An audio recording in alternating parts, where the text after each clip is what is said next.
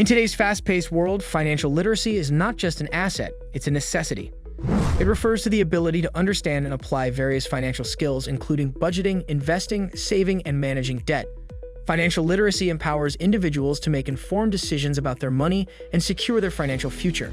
Unfortunately, many people enter adulthood without ever learning these essential concepts, often leading to poor financial decisions, debt, and stress.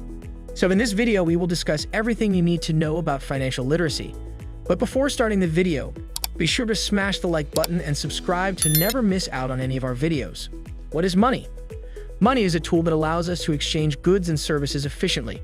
It serves as a medium of exchange, a unit of account, a store of value, and sometimes a standard of deferred payment. In ancient times, bartering was used where goods were traded directly. However, with the evolution of economies, money was introduced to simplify transactions. Today, money takes various forms.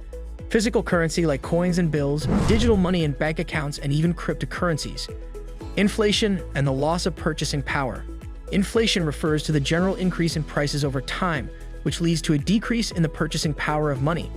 In simple terms, as inflation rises, each dollar buys fewer goods and services.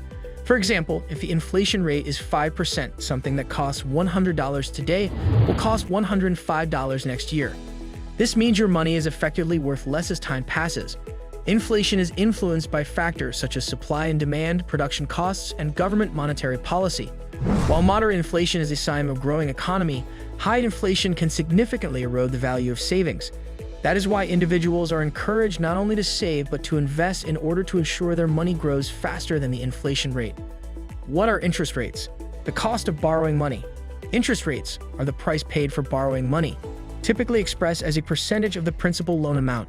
When a person takes out a loan, whether it's a student loan, a mortgage, or a credit card balance, the lender charges interest as compensation for the risk and opportunity cost of lending. Conversely, when money is deposited into a savings account, the bank pays interest as an incentive to keep funds deposited. For example, if you borrow $1,000 with a 10% annual interest rate, you'll pay $100 in interest over the course of a year. Interest rates vary depending on economic conditions, inflation, and a borrower's creditworthiness. They play a central role in personal finance, influencing decisions on borrowing, saving, and investing. How interest rates are determined for borrowers. The interest rate offered to a borrower is not randomly assigned. It is based on the perceived risk that the borrower may not repay the loan. Lenders use several factors to determine this risk, the most important of which is the borrower's credit score, especially the FICO score. A higher credit score typically results in lower interest rates because it indicates a strong history of debt repayment. Other factors include income stability, employment history, existing debt levels, and the loan amount requested. Market conditions, such as the Federal Reserve's policy on benchmark interest rates, also play a role. For example, during times of economic downturn, central banks may lower interest rates to stimulate borrowing and spending. What's a FICO score? A FICO score is a type of credit score developed by the Fair Isaac Corporation and is used by lenders to assess a borrower's credit risk. The score ranges from 300 to 850, with a higher score indicating lower risk. Typically, a score above 750 is considered excellent, while a score below 600 is seen as poor. The FICO score is calculated using 5 key factors: payment history, 35%, amounts owed, 30%, length of credit history, 15%, credit mix, 10%, and new credit, 10%. Payment history is the most influential factor as consistent, on-time payments demonstrate reliability.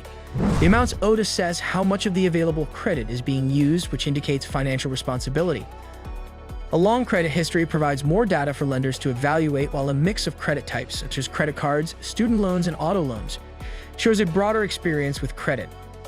What is a credit card? A credit card is a financial tool that allows individuals to borrow funds up to a pre-approved limit to pay for goods and services. The borrowed amount must be repaid either in full by the due date or over time with interest.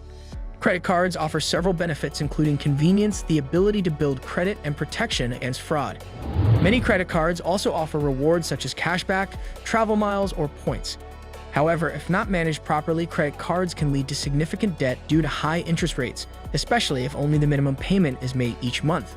For example, carrying a balance of $2,000 with a 20% annual interest rate and paying only the minimum each month can result in paying hundreds of dollars in interest over time. What is a debit card? A debit card is linked directly to a checking account and allows users to spend money that they already have. When a transaction is made, funds are immediately withdrawn from the account. Debit cards are widely used for everyday purchases such as groceries, gas, and dining.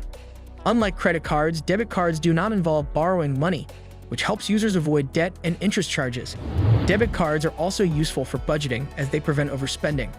However, they typically offer less protection in cases of fraud or disputes and do not contribute to building a credit history. This means that while debit cards are ideal for managing current finances, they don't help with establishing credit for future borrowing needs.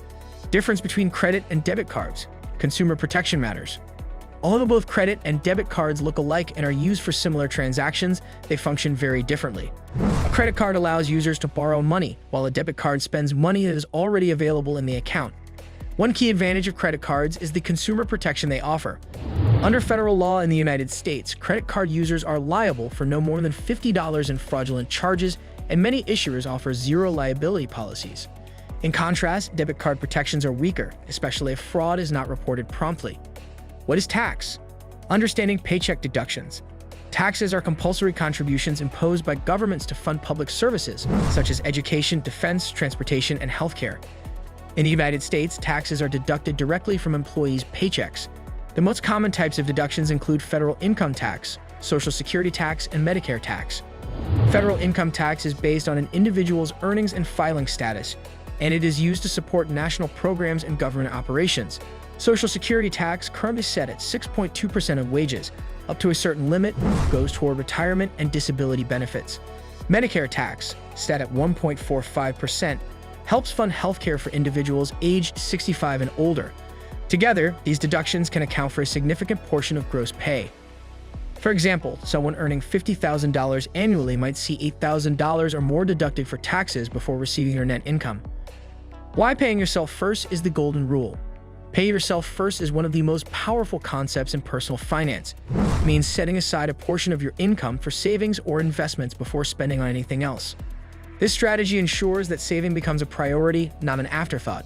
Experts recommend saving at least 10% to 20% of your income consistently.